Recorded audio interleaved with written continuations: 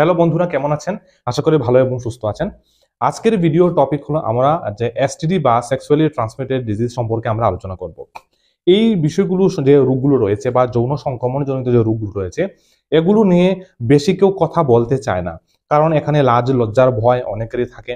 ছেলে বা মেয়ে, পুরুষ মহিলা যারাই রয়েছেন তাদের মধ্যে যাদেরই এই রোগগুলো হয় তারা কিন্তু প্রথম অবস্থাতে তারা খুলে চিকিৎসকের কাছে বলতে পারে না। আর তার জন্য পরবর্তী সময়ে তাদের যখন রোগটা একটু জটিল হয়ে যায় তখন আরো বিভিন্ন সমস্যা তারা পড়তে হয় এবং তার সমাধান করতেও কিন্তু খুব বেশি কষ্ট হয়। আজকের ভিডিওতে আপনি জানতে পারবেন যে এই রোগগুলো কি কি হয়, মূলত কোন কোন রোগ হয়, তার লক্ষণ কি এবং তার চিকিৎসাগুলো কি কি।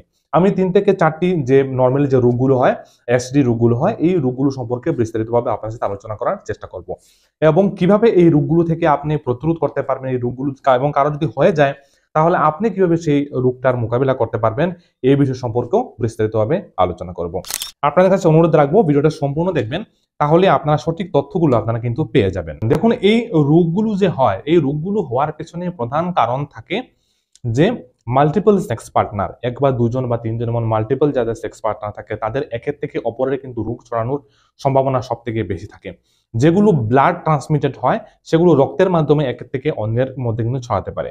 এই রোগগুলো যে সেক্সুয়ালি যে ট্রান্সমিটেড ডিজিজগুলো, এগুলো বেশিরভাগ দেখা যায় এগুলো আমাদের যে বডি ফ্লুইড থাকে বা শরীরের যে তরল পদার্থ থাকে সেগুলোর দ্বারা একের থেকে অপরের মাধ্যমে ছড়ায়। তাছাড়া যৌন সম্পর্কের ফলে কিন্তু একের থেকে অপরের মধ্যে এগুলো ছড়ায়। চলুন কয়েকটি রোগের কথা বলছি এবং এগুলোর লক্ষণ এবং কিভাবে কোনটা ছড়ায় এটা সম্পর্কে আপনারা জেনে নিন। প্রথমে বলবো এইচআইভি বা হিউম্যান ইমিউনোডেফিসিয়েন্সি ভাইরাস। এটা একটা ভাইরাস জনিত রোগ। আর এই যে ভাইরাসটা প্রধানত আমাদের যে রোগ প্রতিরোধ ক্ষমতা, আমাদের শরীরের মধ্যে যে রোগ প্রতিরোধ ক্ষমতা রয়েছে, অর্থাৎ যে কোনো জীবন আমাদের শরীরের মধ্যে প্রবেশ করলে তার এগেনস্টে ফাইট করার, যুদ্ধ করার আমাদের শরীরে একটা ক্ষমতা থাকে, তাকেই কিন্তু নষ্ট করে দেয় এই এইচআইভি যে হিউম্যান ইমিউনোডেফিসিয়েন্সি যে ভাইরাসটা রয়েছে সেই ভাইরাসটা। এই যে রোগটা, এইচআইভি রোগটা কিভাবে হয়, কয়েকটি মাধ্যম রয়েছে, একটু জেনে নিন। প্রথমেই হলো আনপ্রোটেক্ট সেক্স। যারা অবাধে যৌন সম্পর্ক করেন তাদের মধ্যে স্বামী বা স্ত্রীর ছাড়া অন্যের সাথে তাদের মধ্যে যদি একজনের মধ্যে থাকে তাহলে অন্যজনের মধ্যে সেটা হতে পারে সুচ বা নিডেল থেকে হতে পারে।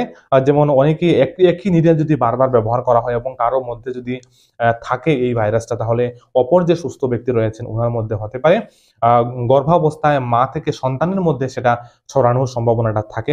তাছাড়া যে ডেলিভারির যে সময়টা থাকে প্রেগনেন্ট মহিলাদের, সেই সময়ে ব্লাড ট্রান্সমিশন, বিভিন্ন রক্ত এখানে বেরিয়ে আসে, তো তার মাধ্যমে একের থেকে অপরের মধ্যে ছড়াতে পারে। ব্রেস্ট ফিডিং এর মাধ্যমে অনেক সময় কি হয়, মায়ের থেকে বাচ্চার মধ্যে সেটা ছড়াতে পারে। সো এগুলো প্রধান কারণ থাকে। তাছাড়া দূষিত রক্ত যদি কোনো সুস্থ মানুষের দেহে যদি চলে যায় তাহলে ওনারও কিন্তু এটা হতে পারে। বেশিরভাগ দেখা যায় 2টি কারণে হয়ে থাকে। একটি হলো এই সুচ বা নিডেলের ব্যবহার। একই সুচ বারবার 1 2 3 4 5 জন যদি ব্যবহার করে তাহলে একজনের মধ্যে হলে দ্বিতীয় জনের মধ্যে হয়। আর দ্বিতীয়টা হলো কোনো সুরক্ষা না নিয়ে অসুরক্ষিত যৌন সম্পর্ক যদি একজনের মধ্যে থাকে, সেটা পুরুষ হোক আর মহিলা, যে কোনো একজনের মধ্যে থাকলে অপরজনের মধ্যে অবশ্যই এই রোগটা ছড়ানোর সম্ভাবনাটা প্রবল থাকে। এবার তার কিছু লক্ষণ সম্পর্কে জেনে নিন। তার প্রধান লক্ষণ হলো যে আপনার ভেতরে ভেতরে সবসময় একটা জ্বর জ্বর একটা ভাব থাকবে, শরীরের ওজন দ্রুত কমে যাওয়া। মূলত যে কোনো রোগ আপনার যদি একবার হয় সেই রোগটা সারতে সময় লাগে। সর্দি হোক, কাশি হোক, জ্বর হোক, ডায়রিয়া হোক, নিউমোনিয়া হোক, যে কোনো সমস্যা হোক, অর্থাৎ আপনার যে রোগ প্রতিরোধ ক্ষমতা রয়েছে সেই রোগ প্রতিরোধ ক্ষমতা দুর্বল হয়ে যাওয়ার ফলে আপনার শরীরে অন্য রোগ খুব তাড়াতাড়ি এসে বাসা বাঁধে এবং সেই রোগটা অতি সহজে আপনার কাছ থেকে কিন্তু সরে যায় না বা আপনি সুস্থ হতে পারবেন না। একটা কথা মনে রাখবেন, এই যে এইচআইভি বা হিউম্যান ইমিউনোডেফিসিয়েন্সি ভাইরাস রয়েছে তার সংক্রমণের ফলে কিন্তু মানুষ মারা যায় না। মানুষ মারা যায় সে গিয়ে শরীরের রোগ প্রতিরোধ ক্ষমতাটাকে ধ্বংস করে দেয়। আর তখন অন্য যে কোনো রোগ যদি আপনার মধ্যে হয়ে যায় তাহলে সেই রোগ কিন্তু আপনার সারবে না, সেই রোগে কিন্তু মানুষের মৃত্যু হয়। এবার তার ট্রিটমেন্টটা হলো অ্যান্টি রেট্রোভাইরাল থেরাপি বা ART বলা হয়ে থাকে। সো যদি কারো মনে সন্দেহ থাকে যে আপনার মনে এই রোগটা হওয়ার সম্ভাবনা প্রবল, আপনি অবশ্যই একটা টেস্ট করুন, এইচআইভি আপনি পরীক্ষা করুন। পরীক্ষা করা ছাড়া সেটা ধরার কোনো উপায় নেই। আপনি অন্য যেসব লক্ষণ বলুন না কেন, যে লক্ষণগুলো বললাম, জ্বর থাকা বা রোগ না কমা, সেটা অন্য কোনো কিছু লক্ষণ হতে পারে। বাট যদি আপনার মনে সন্দেহ থাকে যে আপনার রোগ প্রতিরোধ ক্ষমতাটা অনেক অনেক কমে গেছে, দুর্বল হয়ে গেছে, আপনার সময় সন্দেহ থাকে, তাহলে অবশ্যই একমাত্র একটা বিষয় হলো আপনার রক্ত পরীক্ষা করে নিতে হবে, এইচআইভি পরীক্ষা, যে আপনার এই সংক্রমণটা হয়েছে কিনা। তাছাড়া যত তাড়াতাড়ি সেটা ধরা পড়ে, যত তাড়াতাড়ি ট্রিটমেন্টের মাধ্যমে কিন্তু আপনি অনেক দিন 20 30 40 বছর অবধি আপনি কিন্তু জীবনযাপন করতে পারবেন। দ্বিতীয় বলবো ক্ল্যামিডিয়া। এই যে রোগটা হলো, এটাও এক ধরনের সেক্সুয়ালি ট্রান্সমিটেড ডিজিজ এবং এটা একটা ব্যাকটেরিয়াল সংক্রমণ। আর এই ব্যাকটেরিয়াল সংক্রমণ পুরুষ এবং মহিলাদের মধ্যে যে লক্ষণগুলো দেখা যায় এটা প্রায় সিমিলার লক্ষণ দেখা যায়। যেমন আপনার আপনার একটা ভাজাইনাল ডিসচার্জ আসা, মহিলাদের খুব হোয়াইট ডিসচার্জ দুর্গন্ধযুক্ত বেরিয়ে আসা, বা পুরুষদের মূত্রনালী দিয়ে দুর্গন্ধযুক্ত কিছু বেরিয়ে আসা তরল পদার্থ, এমন লক্ষণ দেখাইতে পারে। তার সাথে আপনার জ্বরও থাকতে পারে। তাছাড়া ইউরিন পাস করার সময় পুরুষ এবং মহিলাদের ক্ষেত্রে খুব বেশি জ্বালা যন্ত্রণার অনুভব হওয়া, বা একেবারে ইউরিন একেবারে থেমে থেমে আসা, এই সমস্যাগুলো দেখাইতে পারে। সো এটার যে ট্রিটমেন্ট হলো অ্যান্টিব্যাকটেরিয়াল যেগুলো মেডিসিন রয়েছে বা অ্যান্টিবায়োটিক যেগুলো মেডিসিন রয়েছে, এগুলো দিয়ে তার মূলত ট্রিটমেন্ট করা হয়। যেমন ডক্সিসাইক্লিন বা অ্যামোক্সিসিলিন, এমন যে মেডিসিন রয়েছে এগুলোর দ্বারা কিন্তু ট্রিটমেন্টটা করা হয়। তবে সেটা আপনার চিকিৎসক বুঝে কতদিনের ডোজ লাগবে সেটা কিন্তু দিয়ে দেবেন। তারপর বলবো গনোরিয়া। গনোরিয়া সম্পর্কে বিস্তারিত ভিডিও বানিয়েছি, তার লিঙ্ক নিচে দিয়ে দেবে, অবশ্যই দেখলে আপনারা বুঝতে পারবেন। এটাও মূলত একটা সেক্সুয়ালি ট্রান্সমিটেড ডিজিজ, এবং এই অসুরক্ষিত যৌন সম্পর্কের ফলে এই সমস্যাটা হয়ে থাকে। এক্ষেত্রেও দেখা যাবে যে আপনার যে মূত্রনালী রয়েছে পুরুষদের ক্ষেত্রে, সেই দিকে দেখবেন একেবারে ডিসচার্জ, দুর্গন্ধযুক্ত আপনার ডিসচার্জ আসবে, পুজের মতো জিনিস বেরিয়ে আসবে। মহিলাদের মধ্যে ভাজাইনাল ডিসচার্জ দেখা যেতে পারে, আপনার উপরের দিকে ব্যথা অনুভব হতে পারে, বা আপনার যে তলপেটের মধ্যে প্রচন্ড ব্যথা অনুভব হতে পারে, তার সাথে আপনার জ্বরও থাকতে পারে। এক্ষেত্রে যদি যত তাড়াতাড়ি সম্ভব আপনি চিকিৎসকের পরামর্শ নেন, তাহলে কিন্তু তার সংক্রমণ থেকে আপনি কিন্তু বাঁচতে পারবেন। যদি সেটা আরো বেশি দিন হয়ে যায়, সেকেন্ড এবং থার্ড ডিগ্রিতে চলে যায়, তাহলে কিন্তু এক্ষেত্রে সেটাকে সারিয়ে তোলা খুব কষ্টকর হতে পারে। তারপর বলবো সিফিলিস, সেটা এক ধরনের যেমন ব্যাকটেরিয়ার ফলে হয়ে থাকে। ট্রেপোনিমা প্যালিডিয়াম যেটা হয়ে থাকে, তার জন্য সিফিলিস হয়ে থাকে। এক্ষেত্রে এটাও মূলত যৌন সংক্রমণ বা যৌনবাহিত একটা রোগ, এবং এই রোগ থাকলে আপনার যে যৌন অঙ্গ রয়েছে সেই জায়গাতে পুরুষ বা মহিলার ক্ষেত্রে ছোট ছোট ক্ষতর আকার ধারণ করতে পারে, এবং সেটা শুকাবে না, একটা থেকে দুটি এমন হয়ে যাবে, সেখান থেকে পুঁজ বেরিয়ে আসতে পারে, এবং আপনার যে প্রাইভেট পার্ট রয়েছে এই সকল জায়গাতে আরো বিভিন্ন লক্ষণ, যেমন একটু ফুলে যাওয়া, গোটা গোটা ভাব অনুভব হওয়া, এমন লক্ষণ দেখাইতে পারে।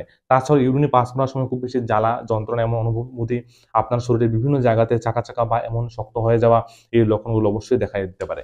আমি এখানে কয়েকটি ছবি দিয়ে দিচ্ছি, সিফিলিস এবং গনোরিয়ার কিছু ছবি দিয়ে দিচ্ছি, এগুলো দেখলে আপনারা খুব সহজে বুঝতে পারবেন যে লক্ষণগুলো কি কি হতে পারে। তাছাড়া এইচপিভি বা হিউম্যান প্যাপিলোমা ভাইরাস, এটা স্কিন টু স্কিন কন্ট্যাক্টের ফলে বা মিউকাস মেমব্রেনের একটা ডিজিজ, তো সেটাও কিন্তু এমন সেক্সুয়ালি ট্রান্সমিটেড বা স্কিন টু স্কিন কন্ট্যাক্টের ফলে এই রোগটাও কিন্তু হতে পারে।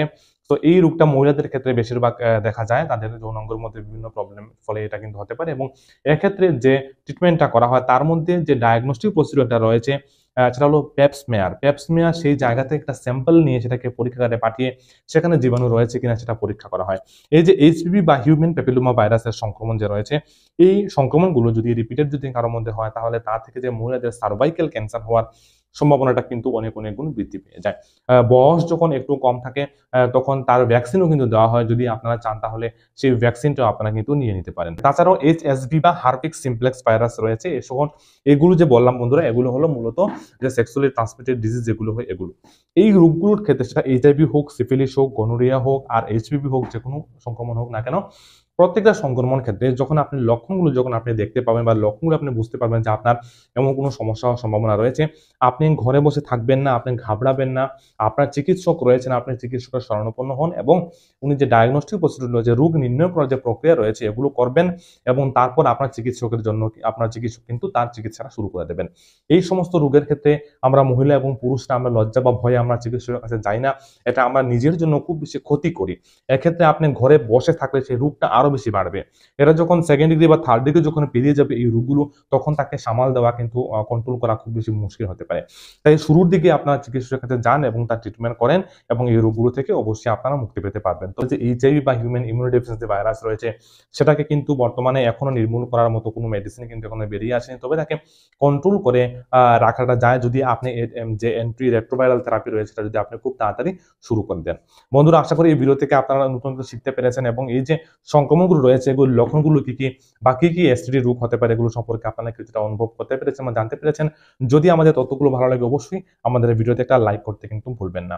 আর আপনি যদি আমাদের নতুন দর্শক হয়ে থাকেন, তাহলে অবশ্যই চ্যানেলটাকে সাবস্ক্রাইব করবেন, আমাদের সঙ্গে থাকবেন, তাহলে আগামী দিনেও এমন স্বাস্থ্য সম্পর্কিত বিভিন্ন তথ্য আপনি এই চ্যানেলের মাধ্যমে পেয়ে যাবেন। দেখা হবে অন্য কোনো ইম্পর্টেন্ট ভিডিওতে। আপনার মূল্যবান সময় দিয়ে আজকের ভিডিও দেখার জন্য অসংখ্য ধন্যবাদ। ভালো থাকবেন, সুস্থ থাকবেন, নিজের এবং পরিবারের অবশ্যই খেয়াল রাখবেন। ধন্যবাদ।